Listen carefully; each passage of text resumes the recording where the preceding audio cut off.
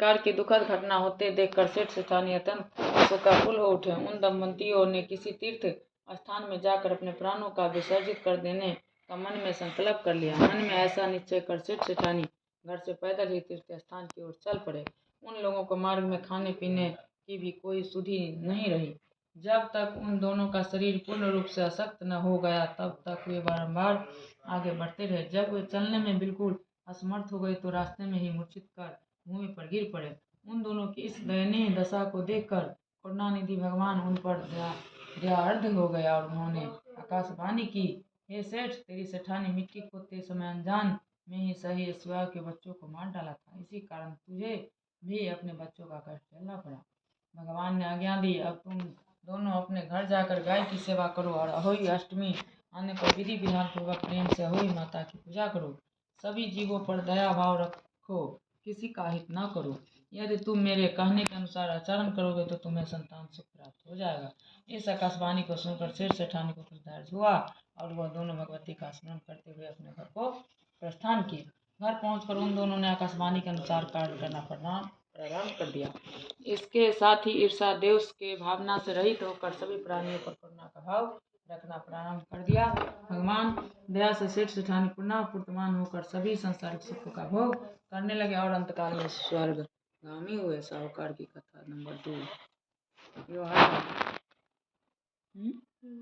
एक साहूकार के 7 बेटे 7 बहुएं एवं कन्या थी। उसकी 7 बहुएं कार्तिक कृष्ण अष्टमी को अहोई माता के पूजन के लिए जंगल में अपनी ननद के साथ मिट्टी लेने के लिए गई।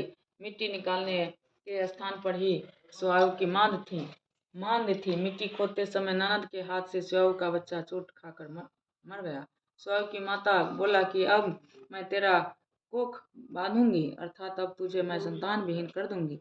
उसकी बात सुनकर ननद ने अपनी सभी भाभियों से अपनी बदल में कोख बांधा लेने के लिए आग्रह किया, परंतु उसकी भाभियों ने उसके प्रस्ताव को अस्वीकार कर दिया। परंतु उसकी छोटी भाभी ने कुछ सोच समझकर अपनी कोख बंधवाने की स्वीकृति ननद को दे दी।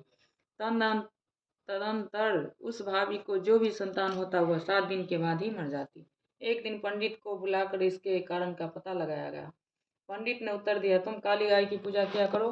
काली स्याऊ की रिश्ते में भाग्यली लगती है। वह यदि तेरी कोख छोड़ दे तो बच्चे जीवित रह सकते हैं। पंडित की बात सुनकर छोटी बहू ने दूसरे दिन से ही काली गाय की सेवा करना प्रारंभ कर दिया। वह प्रतिदिन बहू सवेरे उठकर गाय का गोबर आदि साफ कर दिया करती थी। गाय ने अपने मन में सोचा, यह कार्य कौन कर रहा है, आज इसका पता लगाऊंगी। दूसरे दिन गाय माता तड़के उठकर क्या देखती है कि उस स्थान पर एक साहूकार की बहू झाड़ू बुहारू करके सफाई कर रही है। गाय माता ने उस बहू से पूछा, तू किस लिए मेरी इतनी सेवा कर रही है और मुझसे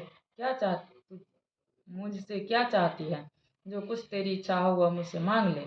साहूकार की बहू ने कहा, स्वाऊ माता ने मेरी कोख बांध दी है जिससे मेरे बच्चे नहीं जीते हैं। यदि आप मेरी कोख खुलवा दे तो मैं आपका बहुत उपकार मानूंगी। गौ माता ने उसकी बात स्वीकार कर लिया और उससे साथ लेकर 7 समुद्र पार स्वयं माता के पास ले चली। रास्ते में कड़ी धूप से व्याकुल होकर वो दोनों एक पेड़ की छाया में बैठ गए। जिस पेड़ के नीचे वे दोनों बैठी थी उस पेड़ पर गरुड़ पक्षी का एक बच्चा रहता था। थोड़ी देर में ही एक सांप आकर उस बच्चे को मारने लगा। इस दृश्य को देखकर साहूकार की बहू उस सांप को मारकर ढाल के नीचे छिपा दिया और उसे गरुड़ पक्षी के बच्चे को मरने से बचा लिया। इसके पश्चात उस पक्षी की माता ने वहां रक्त निकाला देखकर उस साहूकार की बहू को अपनी चोंच से मारने लगी। तब उससे साहूकार की बहू ने कहा, मैं तेरी बच्चे को नहीं मारा है, तेरे बच्चे को डसने के लिए एक नाग आया था और मैं उसे नाग को मारकर तेरे बच्चे की रक्षा की है। मरा हुआ नाग ढाल के नीचे दबा हुआ पड़ा है। बहू की बातों से वह प्रसन्न हो गई और बोली, तू जो कुछ चाहती हो मुझसे मांग ले। बहू ने उससे कहा, 7 समुद्र पार स्वयं माता रहती है, तू मुझे वहां तक पहुंचा दे। तब उस गरुड़ पंखनी ने उन दोनों को अपनी पीठ पर बिठाकर स्वयं माता के पास 7 समुद्र के उस पार पहुंचा दिया। स्वयं माता उन्हें देखकर बोली, आ बहन, बहुत दिनों के बाद आई है। पुनः स्वयं माता ने कहा कि मेरे सिर में जूं पड़ गई है, तू उसे निकाल दे। उस सूढ़ी गाय काली गाय के कहने पर साहूकार की बहू ने सलाई के स्याही सहारे स्वयं माता के सिर की जूओं जुओं को निकाल दिया। इस पर स्वयं माता अत्यंत प्रसन्न हो गई। स्वयं माता ने उसे साहूकार की बहू से कहा, तेरे 7 बेटे और 7 बहुएं हो। सुनकर साहूकार की बहू ने स्वयं माता से कहा, मुझे तो एक भी बेटा नहीं है, 7 कहाँ से होंगे। स्वयं माता ने पूछा, इसका कारण क्या है। उसने उत्तर दिया, यदि आप मुझे वचन दे तो इसका कारण बता सकती हूँ। स्वयं माता ने उसे वचन दे दिया। वचनबद्ध करने लगे। लेने के बाद साहूकार की बहू ने कहा, मरी कोख तुम्हारे पास बंद पड़ी है, उस खोल दें। स्वयं माता ने कहा, मैं तेरी बातों में आकर धोखा खा गई। अब तू मुझे तेरी कोख खोलनी ही पड़ेगी। इतना कहने के साथ ही स्वयं माता ने कहा, अब तू घर को जा। तेरे 7 बेटे और 7 बहुएं होंगी। घर जाने पर तू अहोई माता का उद्यापन करना, 7 अहोई बनाकर 7 कराही देना। उसने घर लौटकर देखा तो उसके 7 बेटे और 7 बहुएं बैठी हुई मिली। वह खुशी के मारे भाव विभोर हो गया। उसने 7 अहोई बनाकर 7 कढ़ी देकर उद्यापन किया। इसके बाद ही दीपावली का पर्व आया। उसकी जेठानियाँ परस्पर कहने लगी, सब लोग पूजा का कार्य शीघ्र पूरा कर लो, कहीं ऐसा न हो कि छोटी बहू अपने बच्चों का स्मरण करोना धोना न शुरू कर दें, नहीं तो रंग में भंग हो जाएगा।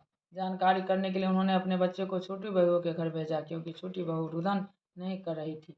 बच्चों ने घर जाकर बताया कि वहाँ आटा गूंथ रही है और उद्यापन का कार्यक्रम चल रहा है। इतना सुनते ही सभी जेठानियाँ आकर उससे पूछने लगी कि तूने अपनी कोख कैसे खुलवाई। उसने कहा, स्वयं माता ने दया कर मेरी कोख खोल दी है। सब लोग अहोई माता की जय जयकार करने लगे। जिस तरह अहोई माता ने उस साहूकार की बहू के कोख खोल दिया, उसी प्रकार इस व्रत को करने वाली सभी नारियों की अभिलाषा पूर्ण करें। और भी अष्टमी में जाकर दीपावली का इस व्रत हाँ 12 राजा बलि की कथा यो है। एक बार महाराज युधिष्ठिर ने भगवान श्री कृष्ण से विनय पूर्वक पूछा कि हे भगवान, आप मुझे दया कर कोई ऐसा व्रत का अनुष्ठान बताएं जिसके करने में मैं नष्ट राज्य को पुनः प्राप्त कर सकूं, क्योंकि राज्ययुक्त हो जाने के कारण मैं अत्यंत दुखी हूँ। श्री कृष्ण जी ने कहा, हे राज